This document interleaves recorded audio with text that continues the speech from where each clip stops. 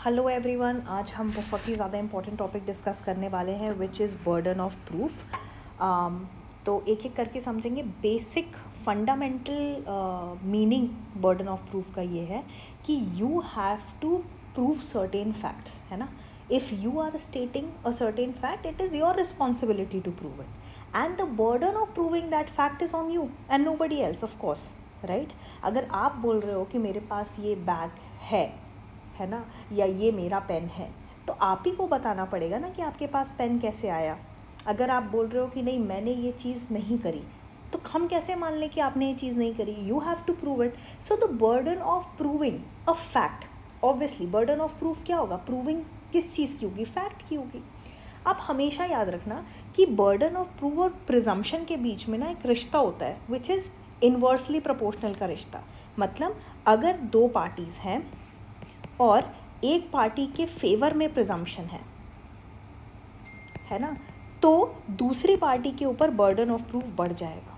For example, हमने देखा है इंडियन एविडेंस एक्ट भी ये बोलता है कि सेक्सुअल ऑफेंसेस में अगर लड़की ने बोल दिया कि नहीं मेरा कंसेंट नहीं था, ठीक है, तो एक प्रिजम्पशन है कि if she is saying that she did not consent for the relationship, will presume that there was no consent. Now the burden of proof, the burden of proving the fact that no, this was a consensual relationship and she consented for this particular act is on the other party, और ये burden बढ़ जाता है ना। तो जैसे जैसे presumption उल्टी पार्टी के ऊपर आता है, दूसरी पार्टी का बर्डन बढ़ता जाता है। सिमिलरली अगर आप ही के फेवर में एक प्रिजम्पशन है तो आपका बर्डन कम होता है। So this is a relationship that is there between burden of proof and presumption, ठीक है। अब 101 से 1010 के बीच में हम प्रिजम्पशन और बर्डन ऑफ प्रूफ को समझेंगे। कभी ये मत समझना कि प्रिजम्पशन और बर्डन ऑफ प्रूफ बहुत दो अलग अलग चीज़ें हैं, ठीक है। एक ही सिक्के के दो अलग साइड्स हैं, we can say that. Okay, now starting with 101। देखो 101 क्या बोलता है, परमानेंट बर्डन ऑफ प्रूफ की बात करता है। प्रीलिम्स में कई बार पूछ भी लेते हैं कि परमानेंट बर्डन ऑफ प्रूफ किसे बोलते हैं, 101, 102, 103, 106, है ना। तो 101 पे आप करोगे।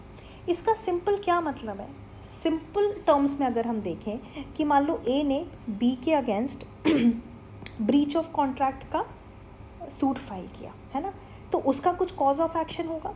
Cause of action means what, you have a right and I violated your right, therefore you have a cause to come in the court, right, कि कोर्ट कोई एक्शन ले सके। So you have a cause of action. क्यों?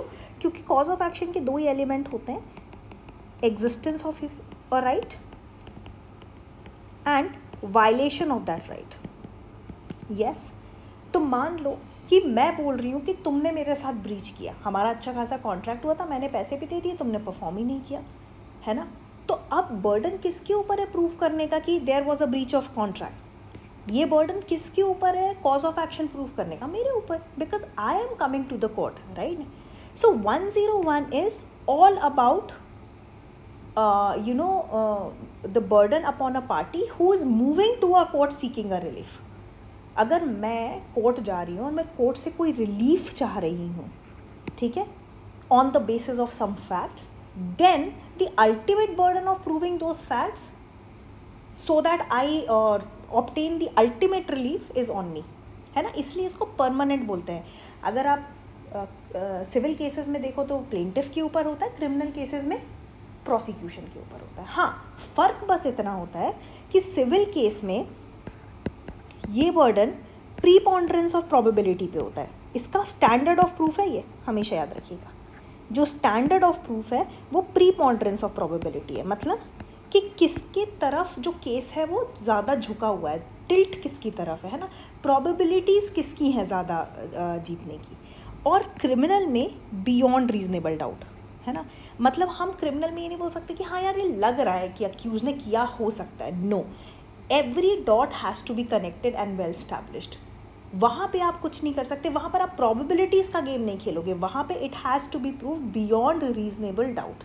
सो these are two standards of proof in civil and criminal, ठीक है। But दोनों में ये जो इनिशियल बर्डन होता है ना, बियॉन्ड रीजनेबल डाउट और प्रीपोंडरेंस ऑफ प्रोबेबिलिटी का, वो सिविल में होता है प्लेंटिफ के ऊपर और इसमें होता है प्रोसिक्यूशन के ऊपर। और ये दोनों ही बर्डन कहलाते हैं 101 under section 101। Okay, so I hope this is clear. Now, sometimes we often get confused between 103 and 106 और उसका रिलेशन 101 से कैसे. अगर आप समझो ना तो 101 के ही सारे मैनिफेस्टेशन है.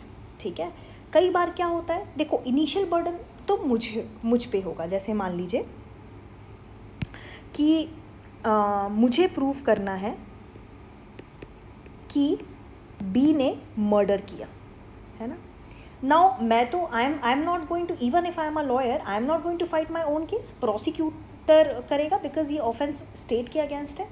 सो 101 के अंडर ये प्रूव करना कि बी ने मर्डर किया है, ये मेरी रिस्पॉन्सिबिलिटी है. The burden is on me. But उस मर्डर को प्रूव करने के लिए मुझे बहुत सारी चीज़ें प्रूव करनी पड़ेंगी, है ना. लेट्स से कि बी का मोटिव था मर्डर करने का, बी ने कुछ गवाह छोड़े, है ना, उसका प्रीवियस कंडक्ट ऐसा था, उसके फिंगरप्रिंट्स भी मिले, है ना, डीएनए टेस्टिंग में पता चला कि वो था. तो ये सारे फैक्ट्स जो मेरे बर्डन को कम करेंगे और जो मुझे फैक्ट्स प्रूव करने हैं वो 103 में आएगा, right. So 103, please remember 103 is related to the burden of proving of individual facts, है ना, जो एक पार्टी असर्ट करती है in order to prove his case. आप समझ रहे. तो ये 101 का बर्डन तो अंत तक चलेगा. जब आप क्रिमिनल जजमेंट लिखोगे ना, या अगर आप जजमेंट राइटिंग की प्रैक्टिस कर रहे हो तो आप लास्ट में लिखते हो कि the prosecution is able to discharge his burden under 101 and therefore the accused is convicted under so and so sections, right. क्योंकि ये तो अंत तक चलेगा, इसको तो प्रूव होना ज़रूरी है, वरना आपका केस ही ख़त्म हो जाएगा, अक्विटल हो जाएगा उसको, क्योंकि आप अपना केस ही प्रूव नहीं कर पाए. एक लाइन है जो बड़ा यूज़ करते हैं कि the prosecution has to stand on its own feet, है ना. तो अक्यूज्ड कुछ भी ना बोले, उसको प्रूव करने की ज़रूरत नहीं है उसने क्यों नहीं किया. प्रोसिक्यूशन को प्रूव करने की ज़रूरत है कि उसने कैसे अक्यूज्ड ने वो काम किया. ठीक है. So always remember 103 is about individual facts. Individual facts या अक्यूज्ड को भी प्रूव करने हो सकते हैं. ठीक है, तो ये इसका वो कुछ नहीं है. अच्छा, अब अक्यूज्ड को कैसे करने हो सकते हैं. आपने एलिबाई वर्ड सुना होगा, है ना. कहाँ पर दिया हुआ है, सेक्शन 11 इंडियन एविडेंस एक्ट में. अक्यूज्ड बोलता है क्या बात कर रहे हो यार कि मैंने एक बी को मारा. ठीक है, Astha ma'am what are you saying, I wasn't even there, right. So now this fact that he wasn't there has to be proved by the accused himself. Why? Because he is stating the fact. This is an individual fact जो उसी को prove करना है. अब देखो यार 103 और 106 में ना बड़े सारे ओवरलैपिंग है, क्योंकि 106 क्या बोलता है, अगर पर्टिकुलर नॉलेज है तुम्हें उस बात का, तो हाँ जी एलिबाई का तो उसमें नॉलेज अक्यूज्ड को ही होगा ना. बट क्योंकि एलिबाई का इलस्ट्रेशन दिया हुआ है 103 में, MCQ में जब भी क्वेश्चन आए कि एलिबाई वाला प्रूव आप किस सेक्शन में करोगे, आप 103 को टिक करोगे. ठीक है. सो 103 is about proving a particular fact.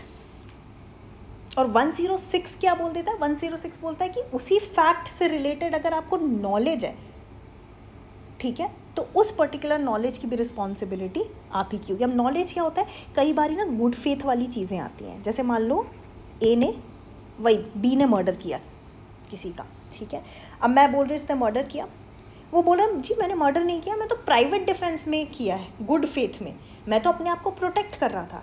तो ये गुड फेथ वाली चीज़ क्योंकि स्पेशल नॉलेज में है उसके, है ना, he only has to prove it. हम उसके दिमाग खोल के थोड़ी बता सकते हैं कि हाँ ये इसका ये वाला रेशो फ्लूइड ज़्यादा बड़ा है तो गुड फेथ होगा. No, right. So this particular fact ही only has to prove and that to under section 106. So this is very clear. कोई कन्फ्यूजन ही नहीं है. बस देखो पूरे बर्डन ऑफ प्रूफ ना चलेगा, साथ साथ चलते हैं, वो सब हाथ पकड़ के चलते हैं. It's just that for our own clarity they have just made categories कि अच्छा ये इसमें फॉलो होगा, ये इसमें फॉलो होगा. अदरवाइज तुम्हें बस एग्जाम पॉइंट ऑफ व्यू से क्या रखना है, 101 क्या बोलता है, 102 क्या बोलता है, 3 क्या बोलता है, इलस्ट्रेशन किस में क्या फॉलो होगी, so on and so forth. Okay, coming now to 102. 102 shifting burden of proof होता है ना. कैसे होगा, मान लो पहला दिन है ट्रायल का, है ना, ट्रायल स्टार्ट हो गया. तुम्हें पता है ट्रायल के पहले की क्या स्टेज है, पहले FIR दर्ज होगी, इन्वेस्टिगेशन होगी, पुलिस मैजिस्ट्रेट के सामने 24 घंटे के अंदर अंदर पेश किया जाएगा, फिर जुडिशल पुलिस कस्टडी होगी, है ना, फिर उसके बाद और सारी चीज़ें होंगी, फिर चार्जशीट पेश होगी, फिर कॉग्निजेंस लिया जाएगा, ब्ला ब्ला ब्ला करके फिर ट्रायल एंड में स्टार्ट होता है। अब ट्रायल स्टार्ट हुआ, है ना, ट्रायल में क्या होगा, जो प्रोसिक्यूशन है वो अपना केस रखेगा, है ना। अगर आपने CRPC में सेशंस ट्रायल देखा होगा तो आपको समझ में आएगा। अब प्रोसिक्यूशन पहले प्रूव करेगा, है ना। अब मान लो प्रोसिक्यूशन ने अपना केस रखा और मोटिव प्रूव हो गया, ठीक है। अब ये डे 1 की बात है। फिर और चढ़ा, 5th डे क्या हुआ, 5th डे प्रोसिक्यूशन ने मोटिव भी प्रूव किया, है ना, प्रीवियस कंडक्ट भी प्रूव किया, और भी कुछ कनेक्टिंग फैक्ट्स करे, है ना। अभी तक ये सिर्फ प्रोसिक्यूशन पे ही है बर्डन, ठीक है। फिर चलता गया 7वें दिन, है ना, और भी एविडेंसेस लाए, विटनेसेस लाए, और अब ये इस्टेब्लिश हो गया है कि हाँ there is something that the accused has done. अब जैसे ही उसने अपना पक्ष इस्टेब्लिश कर दिया, अब ये बर्डन, मान लो उसने ये प्रूफ कर दिया कि अक्यूज्ड वहाँ पर था जब ये क्या कहते हैं ऑफेंस हुआ। अब ये बर्डन शिफ्ट हो जाएगा अक्यूज्ड पे, है ना, क्योंकि अगर डिफेंस ने, इसका पूरा 102 का टेस्ट ही ये है कि अगर एक पार्टी ने अपने पक्ष में एविडेंस नहीं दिया, ठीक है, तो वो केस हार जाएगा।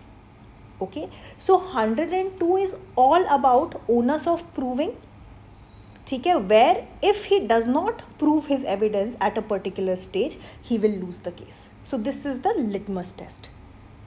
और हर स्टेज पे, है ना, ये तो चलता ही रहता है ना, जुगलबंदी प्रोसिक्यूशन और डिफेंस की। तो अगर प्रोसिक्यूशन कोई फैक्ट प्रूव कर पा रहा है तो डिफेंस को उसको काउंट वो करना पड़ेगा, अपना पक्ष रखना पड़ेगा, वरना तो फिर उसको मतलब एडमिटेड ही मान लिया जाएगा अगर उस पर कोई क्रॉस एग्जामिनेशन नहीं हो रहा है तो। Is this clear? So 102 comes into picture when the party who is standing the chance of losing the case at a particular stage, ठीक है, और अगर वो कोई फर्दर एविडेंस नहीं देती है या प्रूव नहीं करती है तो वो हार जाएगी। तो उस केस में जब उसका हारने की नौबत आती है तो जो जिस पक्ष ने अपना केस प्रूव कर दिया है उससे बर्डन शिफ्ट होकर दूसरे पक्ष के पास चला जाता है। तो 103 क्या करता है? 103 हमने प्रीवियस स्लाइड में पढ़ा कि it puts the burden of proving N individual fact, whereas 102 is dealing with the question as to when that individual fact has to be proved। समझना, ये ना स्टेज की बात कर रहा है। तो अगर मैं तुम लोग को एक बहुत इंटरेस्टिंग चीज़ बताऊं, 101 जो है ना, वो सवाल पूछता है तुमसे कि कौन प्रूव करेगा case, who will prove this case. बहुत इंटरेस्टिंग है ये समझ गए ना तो सब समझ गए। 102 बोलता है कब प्रूव करोगे, when will the party prove his evidence. और 103 बोलता है who will prove a particular case. बस यही है। अगर तुम लोग ये समझ गए ना, burden of proof is going to be a very easy right for you, right. So this is 102। 105 क्या बोलता है? 105 सिंपल सी बात बोलता है, कहता है कि आईपीसी में जो डिफेंसेस है ना, अब ऑब्वियसली वो अक्यूज्ड ही प्रूव करेगा, है ना। अब अगर मैं बोल रही हूँ, अगर अक्यूज्ड पे डिफेंस लगा और अक्यूज्ड बोल रहा है कि नहीं यार मैं तो अनसाउंड माइंड का था जब मैंने ये किया, ठीक है, या मैंने ये नेसेसिटी में किया, शेर बच्चे को लेकर जा रहा था, मैंने गोली शेर पे चलाई पर बच्चे को लग गई क्योंकि वो नेसेसिटी थी। अब ये प्रोसिक्यूशन थोड़ी प्रूफ करेगा, this has to be proof by the accused himself. तो बस, और ये बहुत कॉमन सेंसिकल है, इट्स जस्ट दैट उन्होंने एक कैटेगरी में ये डाल दिया। हाँ, एक बात याद रखना कि यहाँ पे जो इसका बर्डन होगा ना अक्यूज्ड का, ये इंपॉर्टेंट है, इसका स्टैंडर्ड बियॉन्ड रीजनेबल डाउट नहीं होगा। इट्स जस्ट दैट उसको प्रीपॉन्डरेंस ऑफ प्रोबेबिलिटी पे करना है, मतलब उसको बस कोर्ट को ये सेटिस्फाई कराना है कि हाँ ये ऐसा हो सकता है ना। क्योंकि ये बर्डन, देखो यार, हमारा क्रिमिनल जस्टिस सिस्टम ना थोड़ा अक्यूज्ड टिल्टेड है, ओके और इसलिए ये रीज़न है कि हम अभी विक्टिमोलॉजी एक हमारा एक नया ब्रांच आ गया है, क्योंकि हम विक्टिम्स को थोड़ा सा इग्नोर करते आ रहे हैं। तो इसीलिए बोला गया है कि अक्यूज्ड को अपना बियॉन्ड रीजनेबल डाउट प्रूव नहीं करना है कि उसकी इनोसेंस है ना, उसको प्रीपोंडेंस ऑफ प्रोबेबिलिटी भी चलेगा। तो जो भी आईपीसी में जनरल एक्सेप्शंस हैं, प्राइवेट डिफेंस हो गया, जनरल डिफेंसेस हो गया, है ना, अगर मान लो जो दूसरे एक्सेप्शंस भी हैं जैसे मर्डर के जो एक्सेप्शंस हैं, है ना, जो प्रोवाइजोज हैं एट्सेट्रा, उसमें जो भी चीज़ें अक्यूज्ड प्रूव करना चाह रहा है वो उस पर होगी। सो द कोर्ट, देखो मैंने क्या बोला तुम लोगों को कि presumption of burden of proof inversely proportional है। तो क्योंकि burden of proving a particular fact is on accused, तो प्रिजम्पशन क्या होगा, कोर्ट प्रिज्यूम करेगी कि ऐसे कोई भी सर्कमस्टांसेस एग्जिस्ट नहीं करते, है ना। तो क्योंकि यहाँ पर प्रिजम्पशन है अक्यूज्ड के अगेंस्ट, अक्यूज का बर्डन बढ़ जाता है। ठीक है, इज दिस क्लियर? सो 105 के पहले एक 104 आता है। तो 104 में एक और चीज़ आपको याद रखनी है कि अगर कोई फैक्ट है जिसके पहले एक फैक्ट प्रूव करना ज़रूरी है, तो ऑब्वियसली अगर आप वो फैक्ट स्टेट कर रहे हो तो उसके पहले वाला फैक्ट भी आप ही को प्रूव करना है। जैसे अगर मैं बोल रही हूँ कि डाइंग डिक्लेरेशन है साहब, तो डाइंग डिक्लेरेशन के लिए पहले डेथ प्रूव करनी पड़ेगी ना। So proving death is also my responsibility if I am proving dying declaration. तो as simple as that, okay, this is important. Now 106 हम डिस्कस कर चुके हैं। 106 मतलब कि कोई भी अगर मान लो एक्यूजिशन है अक्यूज्ड पे, है ना, और वो क्लेम कर रहा है कि नहीं मैंने तो गुड फेथ में किया था या मेरे को पर्टिकुलर नॉलेज था, तुम ही प्रूव करोगे ना। तो बस ये याद रखना 106 में स्पेशल नॉलेज की बात करी गई है। ठीक है जी, इसीलिए वैसे तो ये 103 का ही पार्ट हो जाता, पर क्योंकि ये एक स्पेशल नॉलेज वाला एलिमेंट है, इन्होंने एक अलग ही सेक्शन कर दिया create. All right, so this is all about burden of proof. हम 107 और 108 को ना अलग से पढ़ेंगे क्योंकि वो एक अलग चीज़ है अलग चीज़ नहीं है, थोड़ा लंबा भी हो जाएगा वीडियो, आप लोग बोर हो जाओगे। तो इसीलिए 106 और 107 और 108 हम आराम से पढ़ेंगे। तब तक हम फटाफट रिवाइज कर लेते हैं कि क्या हमने अभी तक पढ़ा। सो 101 is permanent burden, yes. Then 102 shifting burden, है ना।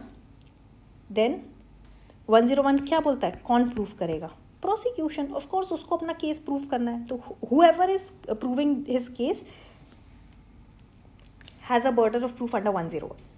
102 when will he prove it, ठीक है। 103 पर्टिकुलर फैक्ट, ठीक है। 104 कि अगर एक फैक्ट को प्रूव करने के लिए दूसरा फैक्ट प्रूव करना ज़रूरी है तो वो दूसरा फैक्ट भी आप ही को प्रूव करना पड़ेगा।